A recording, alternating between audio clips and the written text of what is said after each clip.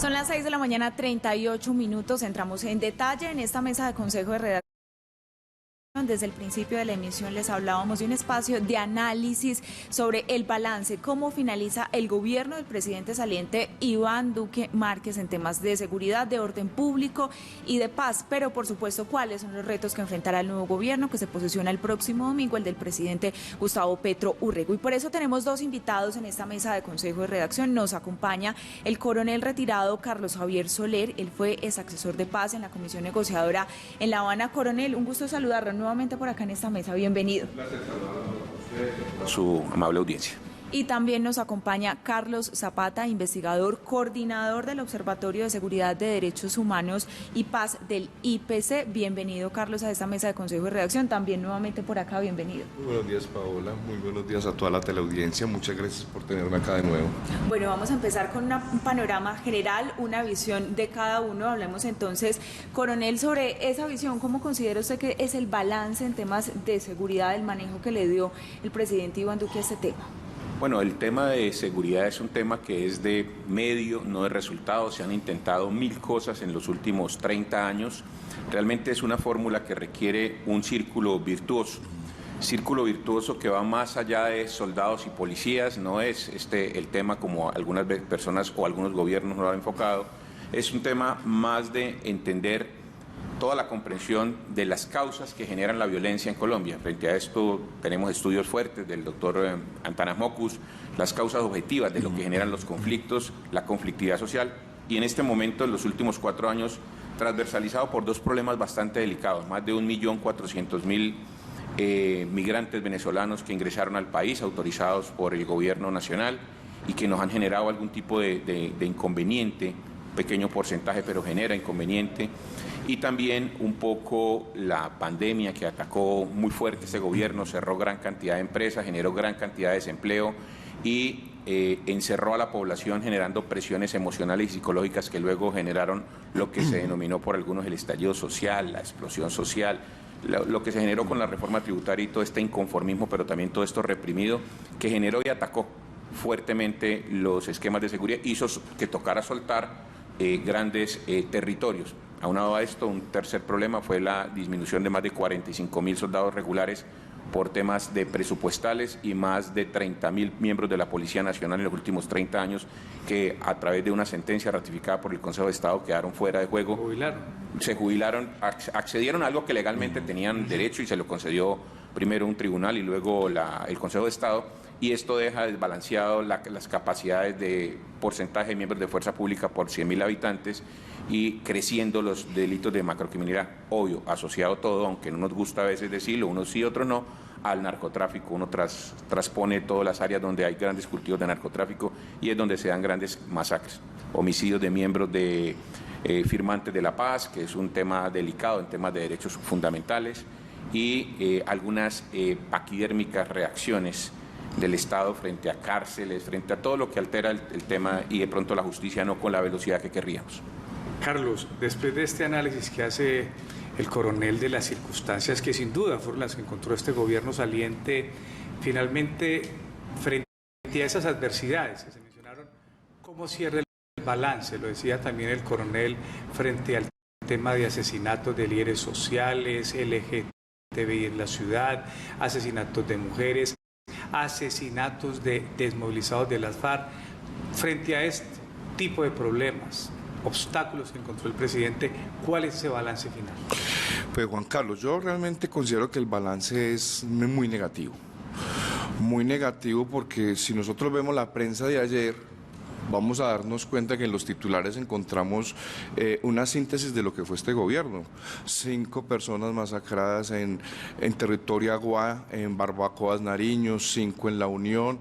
En materia de seguridad, pues miremos que aquí en nuestras carreteras, un atraco masivo en el Cerro Bravo, más de 30 uniformados asesinados, por Dios, en una arremetida de estos grupos delincuenciales contra la fuerza pública. Ahí lo que estamos viendo es que hay un balance muy negativo, o sea, como fue este gobierno, lo va a entregar. Incluso en materia de homicidios, nosotros teníamos más o menos desde 1912 lo que llamaban el bono de la paz, veníamos en una reducción, desde 2013, no teníamos la tasa de homicidio que tenemos hoy, que volvió a subir del 26 por cada 100.000 habitantes, más o menos 13.200 personas fueron asesinadas el año pasado en Colombia y 12.000 en el 2020. Entonces, estamos observando que sí, hay por donde observemos unas cifras negativas. En el tema que mencionaba Juan Carlos no es nada mejor, llevamos cerca de 1.400 defensores, defensoras, líderes, lideresas asesinadas después de la firma del acuerdo. Las masacres no paran. Durante este gobierno, creo que ya van 58 este año, tuvimos 91 el pasado, 96 el anterior, o sea, que la tendencia sigue a que se va a mantener el número de masacres. Entonces, por donde nosotros miremos en materia de seguridad en lo rural, que está más o menos enfocada desde el conflicto armado interno, la seguridad urbana, que está más enfocada en la criminalidad y en la persecución a estructuras organizadas, nosotros nos damos cuenta que no hay un desmantelamiento efectivo de las mismas y que esta estrategia de acabar o de perseguir objetivos de alto valor, no hemos podido entrar en conciencia que aquí hay una carrera criminal. Y que muchas veces el líder de la estructura es entregado por los mismos, que están haciendo carrera criminal. Entonces, el desmantelamiento, como muy bien lo señala el coronel, tiene que obedecer a otros factores que más de fuerza pública. Nosotros también tenemos un problema serio en la distribución de la fuerza pública, además de que está seriamente reducida, como lo señalaba el coronel, tenemos más ejército que policía.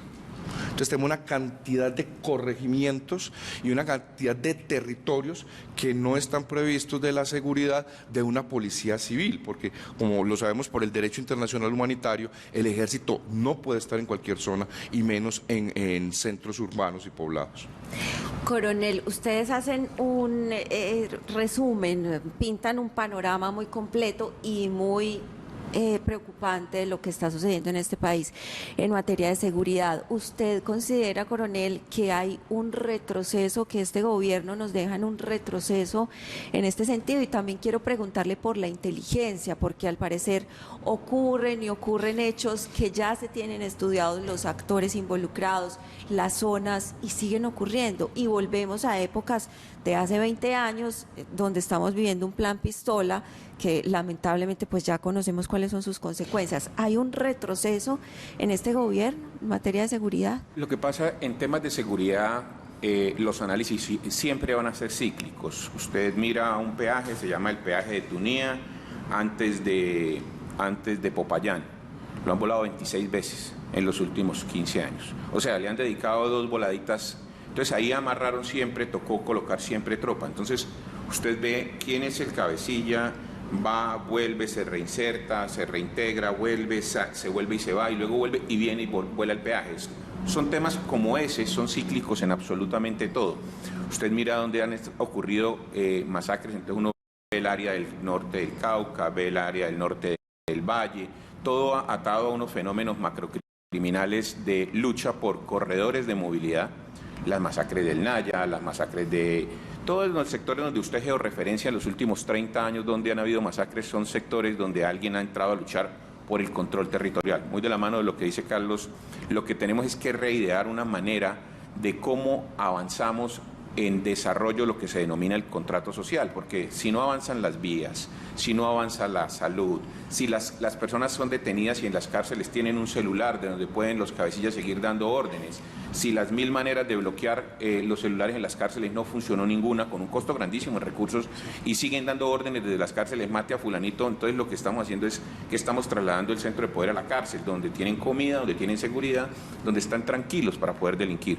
Todos estos temas hay que dar cómo es un control efectivo del territorio. En el gobierno se hablaba, dentro de la política del señor presidente Duque, de pasar del control militar y policial al control institucional. Vamos a ver qué tan efectivo es el control institucional. Es que el control institucional es donde está el fiscal, donde está el juez, donde está el defensor, donde nos acompaña la Defensoría del Pueblo, donde nos acompaña la Procuraduría, pero usted mire a ver todo esto en los territorios donde está ocurriendo los grandes conflictos sociales, sí, eso está sucediendo.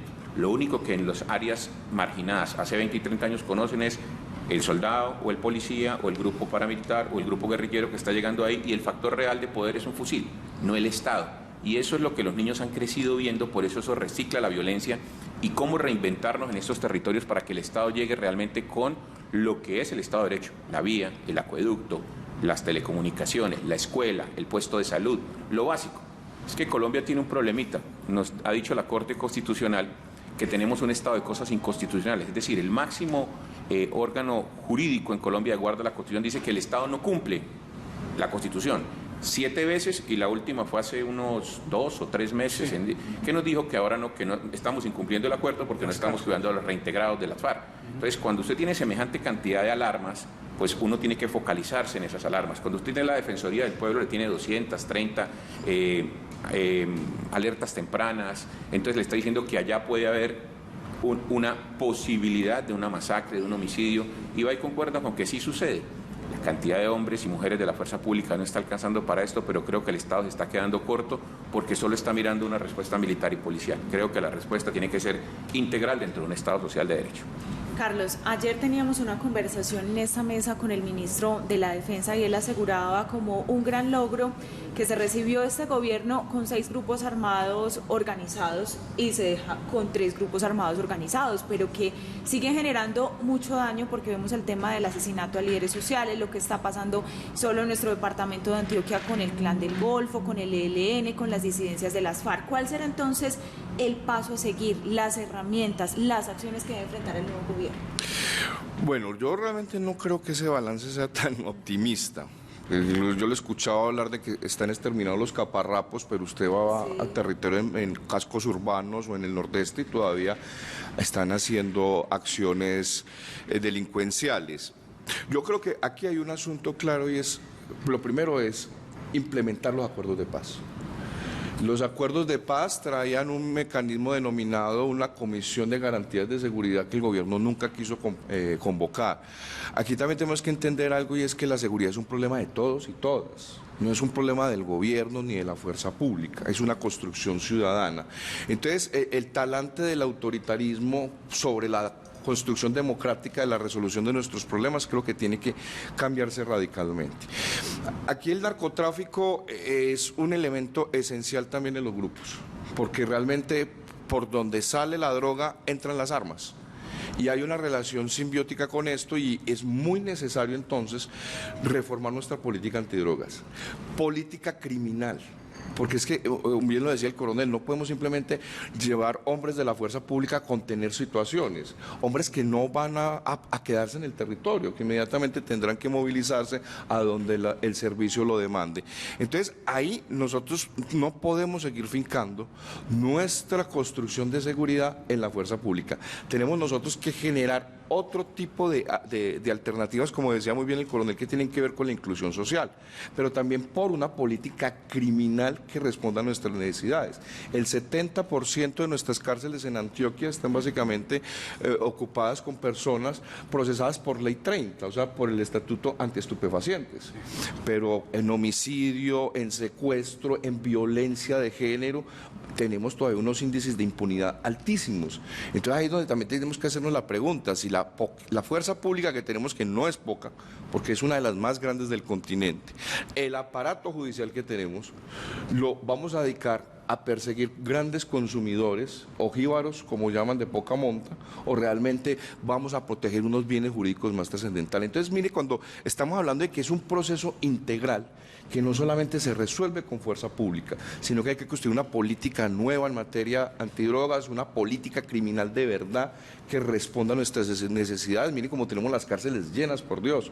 La tragedia de Tuluá, casi 50 internos que estaban bajo custodia del Estado. Entonces, este tipo de cosas, como les digo, tenemos que discutirlas y llevarlas a unas políticas integrales mucho más asertivas, pero esta fragmentación de la respuesta del Estado no puede continuar. Coronel, bueno, lo que pasa es que usted que estuvo en estos procesos, porque usted estuvo, de hecho estamos conversando ahorita, usted estuvo aquí en Medellín cuando estaba prestando su servicio, conoce por dentro las instituciones militares. Usted ha prestado un servicio al país en el tema de los acuerdos de paz, estuvo en La Habana. A usted lo llama mañana el presidente y le dice, mire, yo sé que este país en seguridad venimos corchados. Deme 3 recomendaciones que hay que hacer. Y evidentemente eso pasa por lo que decía Carlos hace un momento, el tema de la implementación de los acuerdos de paz. Pero ¿qué recomendaciones en la práctica usted le diría al presidente? Presidente, hay que hacer esto, esto y esto.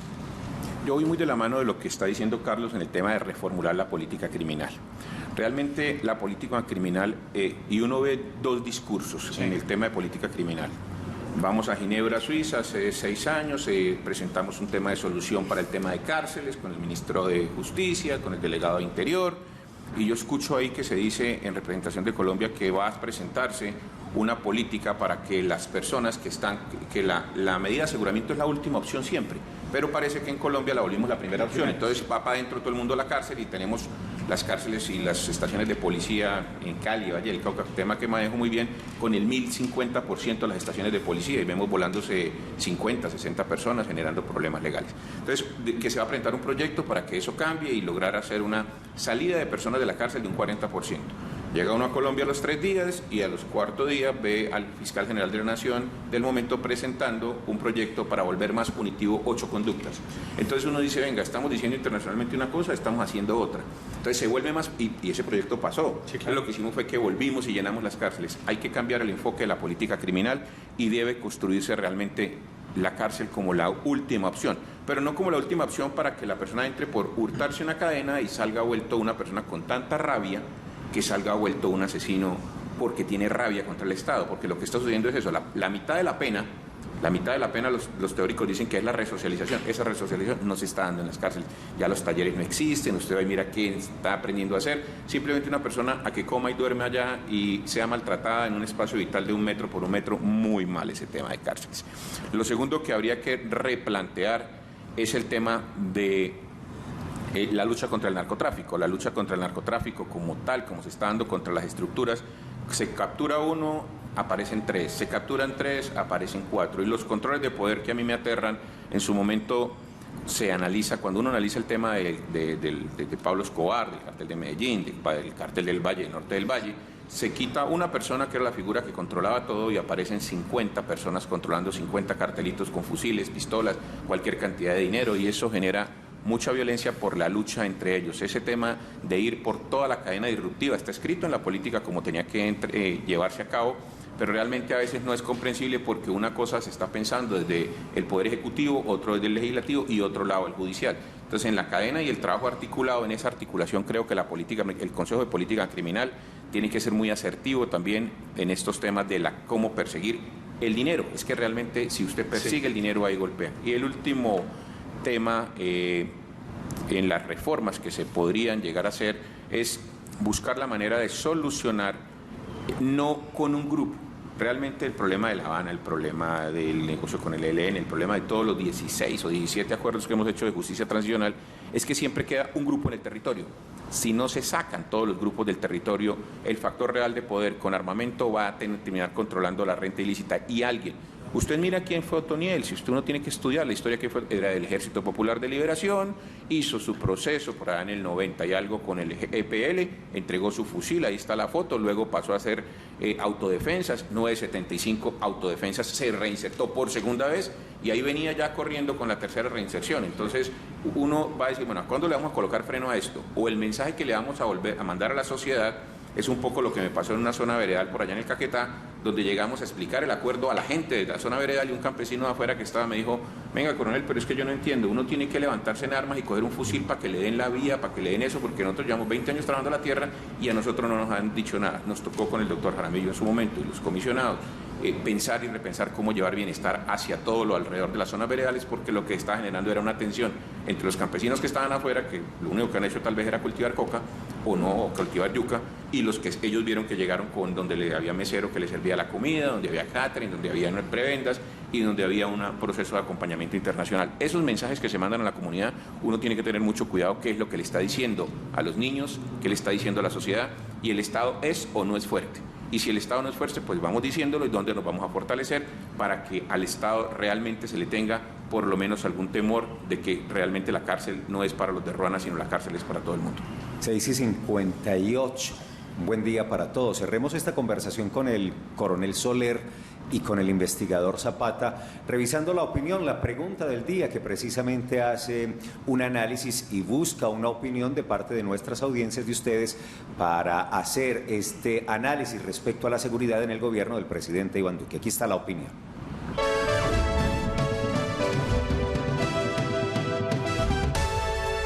La pregunta del día: el presidente de la República, Iván Duque Márquez, realizó una buena gestión en materia de seguridad. Andrea, ¿qué responden en Twitter? En Twitter dice que sí, el 34,4%, no 65,6%.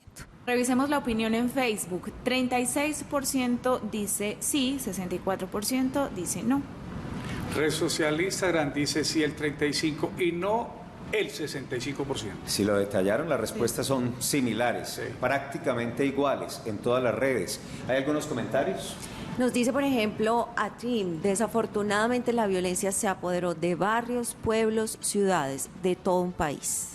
Mauricio Gómez en la red social Twitter dice: la gestión en seguridad de Duque fue media, tuvo problemas con acciones de narcotraficantes que dejó líderes sociales muertos, la campaña política de la izquierda con bloqueos ilegales y el plan pistola de los cobardes del Clan del Golfo. Extraditó, capturó y neutralizó a muchos, es la opinión de Mauricio Gómez en Twitter. Mire lo que dice Claudio Cartagena: no, fue demasiado laxo frente a las situaciones de inseguridad con los grupos y bandas criminales. Se necesitó más pie de fuerza y determinación. Investigador Zapata, Carlos Zapata, del IPC, su conclusión en 30 segundos, por favor, y gracias por acompañarnos esta mañana. Bueno, mi conclusión es que hay unos retos muy grandes en materia de seguridad para este gobierno. Lo de la paz total debe ser muy bien enfocado, no hay que tratar como iguales a los desiguales. Hay que abrir varios procesos, uno de sometimiento y otros de negociación con los que realmente sean actores armados dentro de un conflicto y de sometimiento con los que sean estructuras criminales organizadas. Gracias, Carlos. Coronel, su conclusión en 30 segundos, por favor. No, concuerdo en que se debe buscar una paz en los territorios pensando en las personas que están allá en el territorio, y si el Estado va a ceder dentro de sus estructuras, dentro de su tema legal penal, hay que hacerlo desde el derecho internacional humanitario para los grupos armados que tienen características de uso de VIH, y hay que tener el sometimiento. Ya hay un decreto que salió que no le generaba muchas prerrogativas. Ese sometimiento de pronto hay que mirarlo cómo se retrabaja y se reprograma. Son dos escenarios, totalmente de acuerdo, y frente a esto hay que ser muy inclusivo. Para que la paz sea arropada por todos, debe tener la representación de todos los partidos políticos, debe tener representación de las organizaciones, debe tener toda la representación de la Fiscalía, que termina siendo un proceso de cesación de noticia criminal, y la visión de los jueces y magistrados de la Corte Constitucional, para que esto no se vuelva una tutela, contra el acuerdo, y creo que siendo incluyentes, inclusivos, se puede generar una acercamiento a un ordenamiento constitucional, que la paz está en la Constitución como un ordenamiento de un derecho de segunda generación. Al coronel Carlos Soler, al investigador Carlos Zapata, gracias por acompañarnos en este análisis de seguridad del gobierno del presidente Iván Duque, que al mismo tiempo representa una proyección hacia lo que constituyen los retos más importantes del gobierno de Gustavo Petro, que inicia este domingo 7 de agosto. La idea es mañana hacer un análisis del orden económico, y el próximo jueves o viernes un análisis en torno a los temas sociales en el gobierno de Duque, y reiteramos que se proyecta como retos para el gobierno de Petro. 7 de la mañana, 2 minutos.